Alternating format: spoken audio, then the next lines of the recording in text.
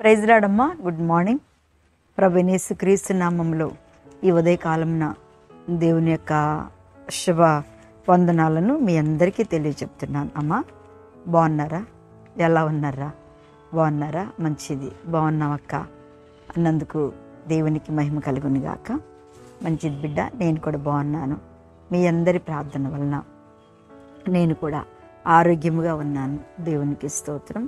హల్లెలూయా. నిజంగా దేవుడు ఈరోజు మనతో ఉన్నాడు కదా. ఉదయం లేచారా? ప్రార్థన చేసుకున్నారా? అమ్మ బైబిల్ చదువుకున్నావా? మంచిది. ఎన్ని పనులు మనకున్నా ఉదయం లేచి అమ్మ ప్రార్థన చేసుకొని చక్కగా బైబిల్ చదువుకొని దేవుని సన్నిధానంలో మనం పనులు మొదలు పెట్టుకుంటే ఆ పనులు కూడా చాలా అద్భుతంగా చాలా త్వరగా అయిపోయినట్టుంటాయి. రెండోది, మనం ఎవరితో మాట్లాడకుండా ఫస్ట్ దేవునితో మాట్లాడుతూ, అందుకే అంటాడు అల్లా అని వారనక ముందే మనం లేచి యేసయ్యా మీకు స్తోత్రాలు అని చెప్పాలి. అప్పుడే దేవుడు మన స్వరాలను ఖచ్చితంగా ఉదయకాలంన ఆయన వింటాడు. ఆమేన్. దేవునికి స్తోత్రం. నిద్రపోయారా అమ్మ? నిద్ర పట్టలేదా? లేకపోతే ఏమన్నా భయము, లేకపోతే సాతాను గలిబిలి? నిజంగా ఈరోజు ఒక చిన్న సంఘటన.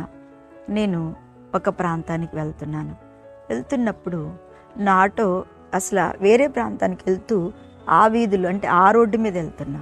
ఆ రోడ్డు మీద కొంత దూరం వెళ్ళినాక నా పరిశుద్ధాత్మ ఆపు, వెనక్కి వెళ్ళి ఇంట్లోకి, ఒక ఇంట్లోకి వెళ్ళి. నేను ఎప్పుడు వెళ్ళలేదు ఆ ఇంట్లోకి. అసలు వాళ్ళు నాకు అంతగా పరిచయం కూడా లేదు. మొన్న ఏదో జస్ట్ చూసా, అంతగా పరిచయం లేదు. అసలు వాళ్ళ ఇంటికి నేను ఎప్పుడు వెళ్ళలేదు. కానీ ఆటో తిప్పుకో అంటే అక్కడ ఆటో, ఎందుకు బాబు ఆపు, కొంచెం వెనక్కి వెళ్దాం అని చెప్పి కొంచెం వెనక్కి వచ్చేసి ఆటో అక్కడ ఆపి వాళ్ళ ఇంట్లోకి వెళ్ళా. ఒక ఆమె అంటుంది, ఎందుకమ్మా వాళ్ళ ఇంట్లోకి వెళ్తున్నారు? వాళ్ళు ఏమో నాకెందుకు ప్రేరేపణ వస్తుంది తెలియదు అని నేను లోపలికి వెళ్ళి అడిగి, అమ్మ బాగున్నారా? ఎలా ఉన్నారు అంటే, అమ్మ అక్క మీరు వచ్చారు, మీరు విజయ అక్క? అవును. ఏంటమ్మా? ఎందుకోరా? దేవుడు నన్ను వెళ్ళమంటున్నాడు, ఎందుకు తెలియదు అని చెప్పేసి లోపలికి వచ్చరికి వాళ్ళ అమ్మాయి అనారోగ్యంతో మంచంలో పడుకొని ఉంది.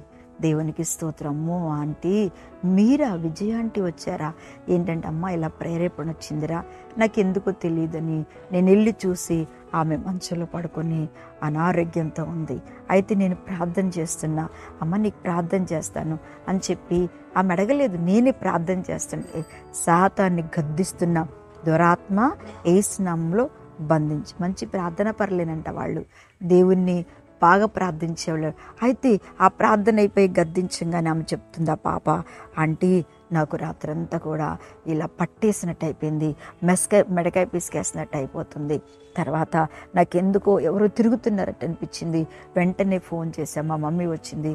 మమ్మీ కూర్చున్నాక నేను ప్రార్థన చేస్తున్నా, అసలు నాకు నిద్ర పట్టట్లేదు, భయం వేస్తుంది, ఒళ్ళు నొప్పి వస్తుంది, పట్టేసినట్టు అవుతుందని చెప్తుంది. నేను అన్నప్పుడు, అమ్మా ఇది సాతాను కార్యము, అందుకే దేవుణ్ణి నడిపించాడు. నిజంగా దేవుని బిడ్డలారా, రాత్రులు ఎవరైనా ఇలా ఒకవేళ బాధ భయము అనిపించిందా, దేవునికి స్తోత్రం, యేసు రక్తం చేయమని ప్రార్థన చేసుకోండి. ఖచ్చితంగా పరిశుద్ధాత్మ దేవుడు మీతో మనతో ఉంటాడు. ఆమేన్.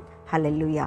ఈరోజు దేవుని యొక్క వాగ్దానం అపోస్తలుల కార్యాల గ్రంథం 7వ అధ్యాయము 56వ వచనాన్ని చదువుతున్నాను. ఆకాశము తెరవబడుటయు మనుష్య కుమారుడు దేవుని కుడి పార్శ్వమందు నిలిచియుండుటయు చూచుచున్నానని చెప్పాను. అప్పుడు వారు పెద్ద కేక వేసి చెవులు మూసుకొని ఏకముగా అతని మీద పడి పట్టణపు వెలుపలికి అతనిని వెళ్ళగొట్టి రాళ్ళు రువ్వి చంపిరి. దేవునికి స్తోత్రం. దేవుని బిడ్డలారా, నిజంగా ఇక్కడ ఎవరు కనపడుతున్నారు? అసలు ఈయన ఎవరు? ఈ వ్యక్తి ఎవరు? ఆకాశం తెరవబడేంటి, మనుష్య కుమారుడు దేవుని కుడి పార్శ్వమున కూర్చుని నిలిచునుట అతను దర్శనంలో చూస్తున్నాడు. ఎవరు ఇతను? చెప్పండి ఎవరో. మీరు ఆల్రెడీ చెప్పే ఉంటారు, స్తెఫెను కదా. నిజంగా ఆ స్తెఫెన్ని రాళ్లతో కొడుతున్నారంట, హింసిస్తూ ఉన్నారంట.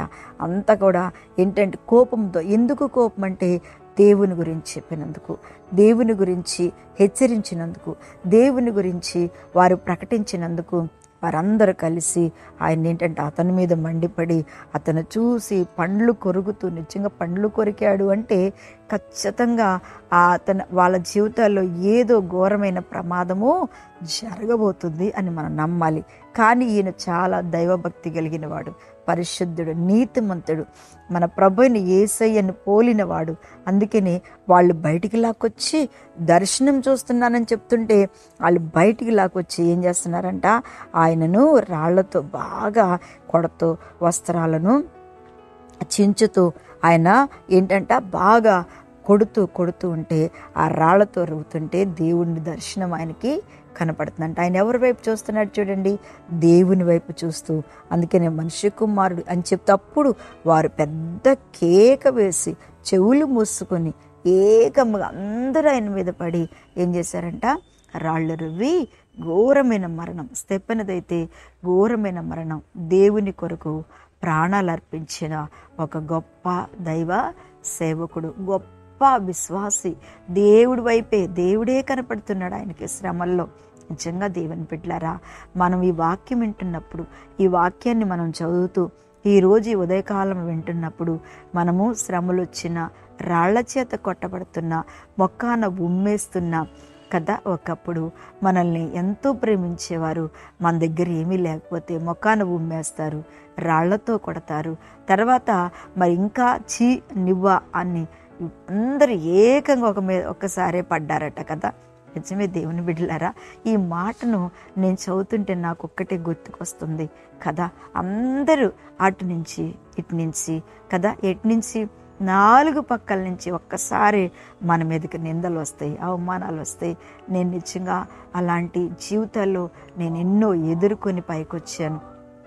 దేవుని బిడ్డలారా, ఇలాంటివన్నీ మన జీవితంలో జరుగుతున్నప్పుడు మనం దేవుడైన యేసు వైపు చూస్తూ, ఇలాంటి శ్రమల్లో, ఇలాంటి శోధనలో, ఇలాంటి రాళ్లతో కొట్టబడుతున్నప్పుడు కూడా మన ప్రభువైన యేసు వైపు చూసినప్పుడు ఖచ్చితంగా దేవుణ్ణి చేతిని పట్టుకుంటాడు, నీతో ఉంటాడు, నేను నడిపిస్తాడు. అటువంటి కృప ఈ వాక్యం వింటున్న మీ అందరికీ దేవుడు అనుగ్రహించును గాక. ఆమెన్. ప్రార్థన చేస్తున్న మహాపరిశుద్ధుడా, మహిమ కలిగిన తండ్రి, ఈ దినమంతా ప్రతి ఒక్క బిడ్డతో నువ్వు మాట్లాడి ప్రభు, వారి ప్రార్థన ఆలకించి వారికి తోడుగా ఉండి నడిపించి దీవించమని యేసు నామమున అడుగుచున్నాను తండ్రి. Amen, amen. ప్రైజ్ లార్డ్ అమ్మ. దేవుడు మిమ్మల్ని దీవించును.